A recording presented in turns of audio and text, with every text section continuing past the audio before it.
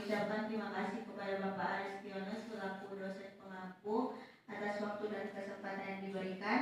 Sebelumnya perkenalkan kami dari kelompok 10 yang beranggotakan saya sendiri, Rusmita Abdul Rashid, Fajri Nur Halisa, dan Rizka Sikabila. Selanjutnya, tanpa berlama-lama, saya serahkan ke penyaji Fajri Nur Halisa. Terima kasih. Di sini saya akan memaparkan finalisasi master plan Desa Cendrawasih, Kecamatan Rusia, Kabupaten Seri. Latar belakangnya yaitu Desa Cendrawasih yang terletak di Kecamatan Rusia, Kabupaten Seri, Provinsi Garuda Raya memiliki karakteristik wilayah yang unik karena sebagian besar areanya berada di kaki Gunung Gede. Kondisi geografis ini menjadikan Desa Cendrawasih memiliki potensi sumber daya alam yang besar. Hasil kegiatan inventarisasi potensi desa menunjukkan bahwa wilayah ini memiliki kekuatan utama pada sektor perkebunan dan wisata alam, dengan dukungan sumber daya manusia yang didominasi oleh penduduk usia produktif serta kelembagaan lokal yang aktif seperti kelompok tani dan kelompok sadar wisata. Revisi akhir dan verifikasi data. Ada validasi data, melakukan pencocokan data primer, survei wawancara dengan data sekunder, profil desa, RPJMDes, RKPDes, dan BPS.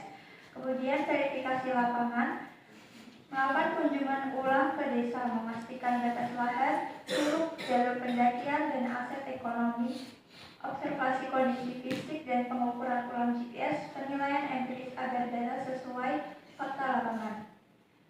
Kemudian konsultasi kelembagaan, sinkronisasi data lapangan dengan arsip kelembagaan, legitimasi sosial administratif untuk menjamin akurasi dan keberlanjutan data, pengesahan data oleh perangkat desa, kelompok tani, dan Pokderwis.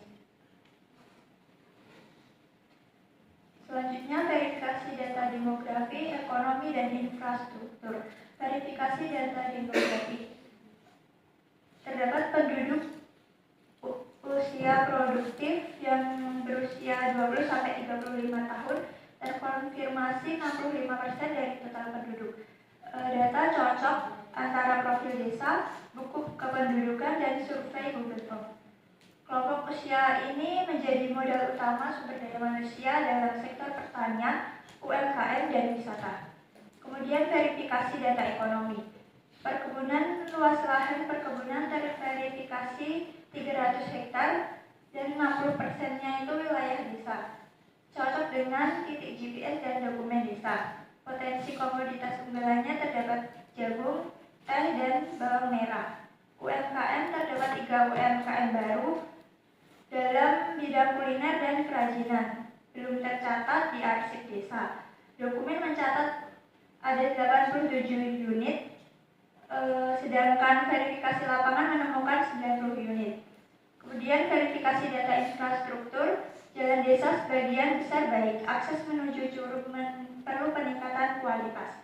Listrik cakupan sudah 100%, air bersih mengalir dari mata air lereng Gunung Gede, debit stabil dan layak.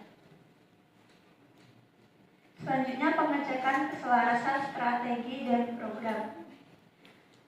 Visi mewujudkan desa mandiri dan berdaya saing melalui optimalisasi potensi agribisnis bawang dan pengembangan ekowisata curug serta pendakian yang berkelanjutan berbasis partisipasi masyarakat.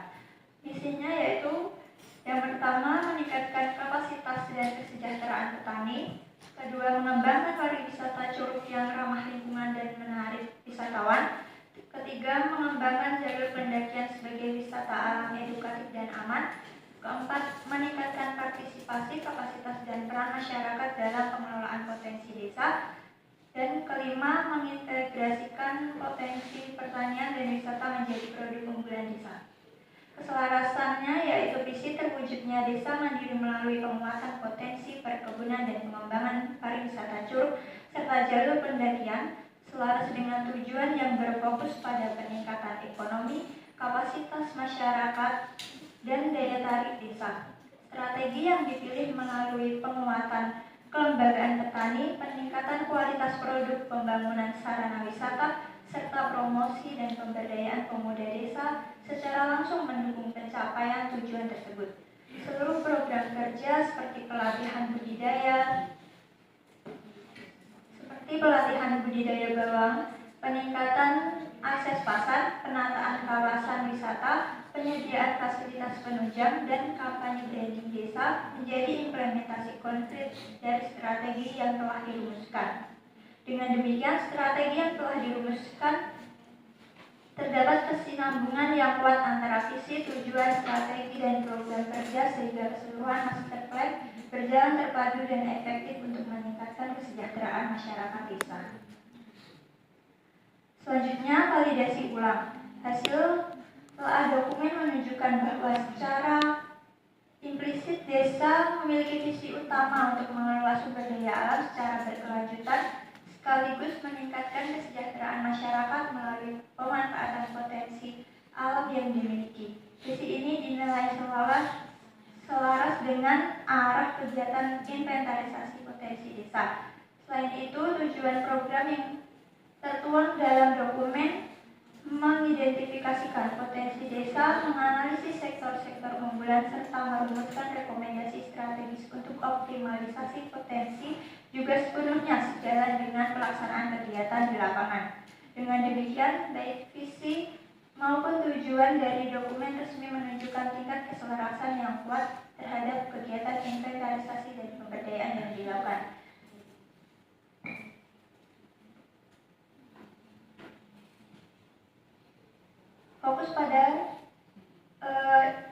Fokus pada perkebunan atau agribisnis dan pariwisata sebagai sektor unggulan yang direkomendasikan. Berikut merupakan desain dan tata letak master plan kami yang meliputi latar belakang profil desa Cendrawasih, potensi desa, problematika desa, konsepsi program, prioritas program, target program, dan kesimpulan. Selanjutnya, pencetakan dan penjilidan. Tahap akhir proyek inventarisasi adalah transformasi data menjadi dokumen master plan resmi yang terdistribusi serta menjadi acuan pembangunan berkelanjutan desa Cendrawasih. Langkah utama pencetakan dan penjilidan. Yang pertama, finalisasi produk, memastikan seluruh data, peta, dan rekomendasi telah diverifikasi dan disahkan secara internal.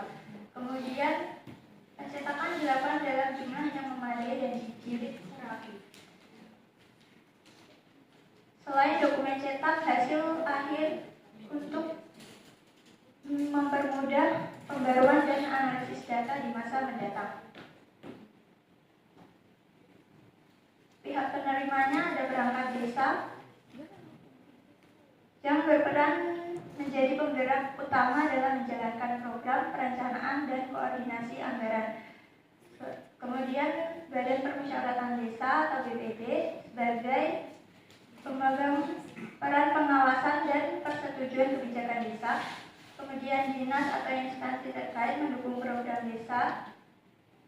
Dan yang terakhir kelompok tani dan tim promosi wisata atau Kopdarwis penerima manfaat langsung untuk menjalankan program agribisnis dan ekowisata.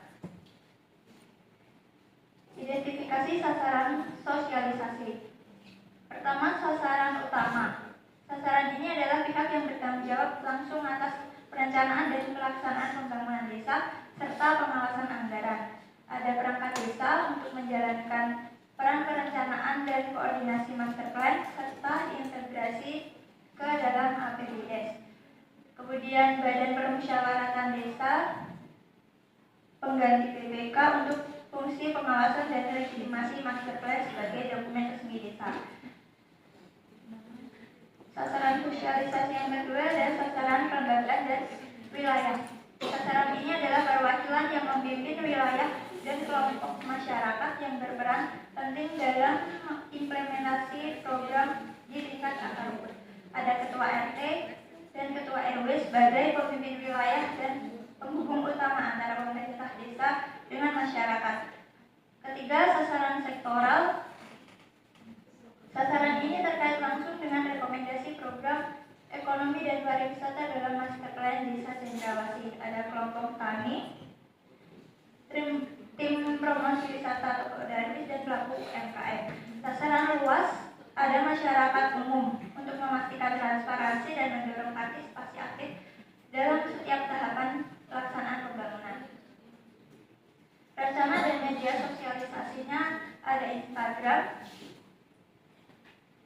Jenis kontennya nanti foto-foto dari kegiatan agribisnis dan ekowisatanya, kemudian Facebook, WhatsApp group, YouTube, dan website kelurahan.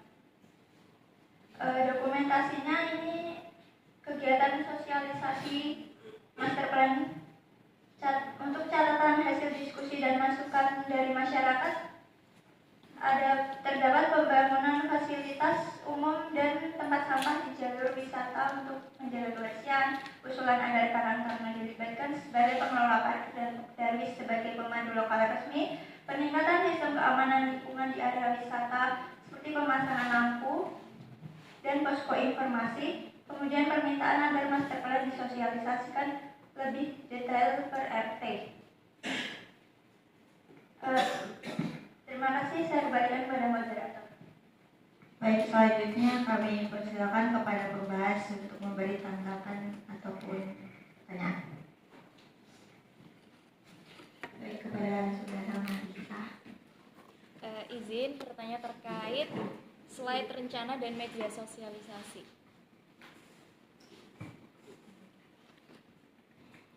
Nah, di situ kan dijelaskan saja kayak rencana dan media sosialisasi itu menggunakan sosial media atau aktif HP.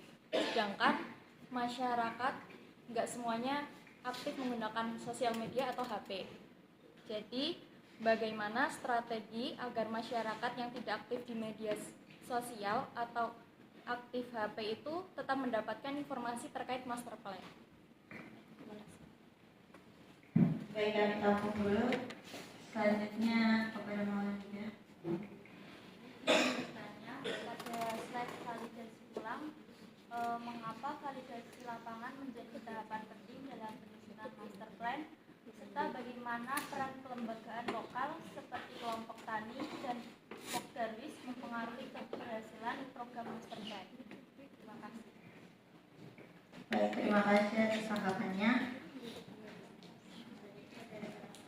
Kepada Pemanjaji.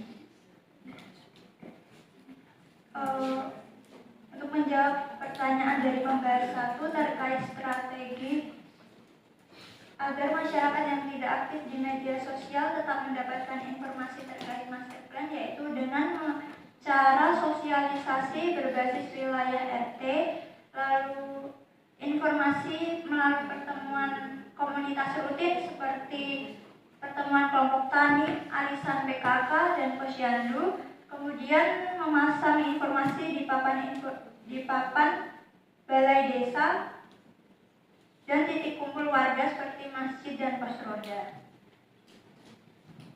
Kemudian menjawab pertanyaan dari pembahas kedua, validasi lapangan menjadi penting karena menjadi pembuktian apakah master plan mencerminkan kondisi nyata atau hanya imajinasi atas data.